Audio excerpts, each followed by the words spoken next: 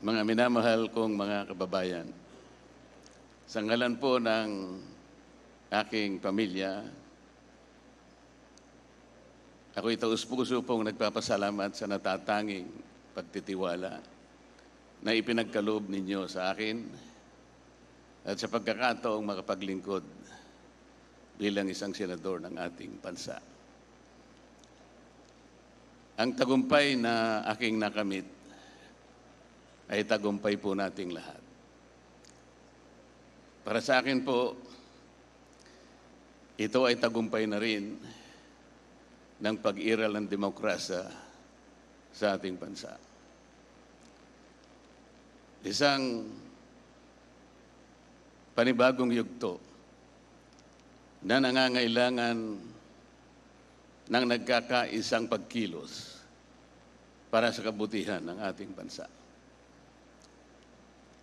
Ang pagtitiwalang ito ay hindi lamang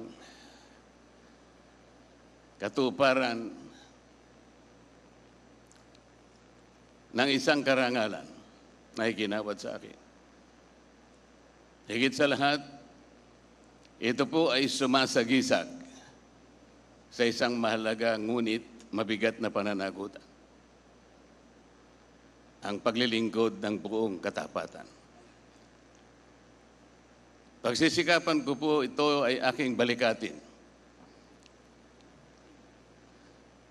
hanggang sa aking mapatunayan sa inyong lahat na ako po ay karapat-dapat sa iginawad ninyong pagtitiwala.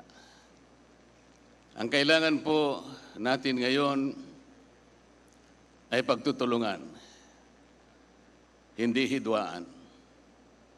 Ang kailangan po natin ay hindi paligsahan ng akusasyon, kung hindi paghanap at pagtuklas ng mabisang pamamaraan tungo sa kaunlaran. Ang 6 na taon na ibinigay po ninyo sa akin ay hindi tungkol sa paggamit ng kapangyarihan, kundi sa pangingibabaw ng tapat na paglilingkod na inaasahan at inaasam ng ating mga kababayan. Hindi po ito tungkol sa pansariling kapakinabangan, kung hindi ito ay sa kapakanan at interes ng bawat isang Pilipino. Maraming salamat, Chairman George, at sa buong kawani at mga opisyalis ng Komisyon ng Halalan.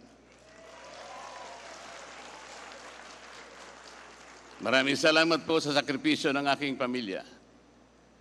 Magandang hapon po sa ating lahat.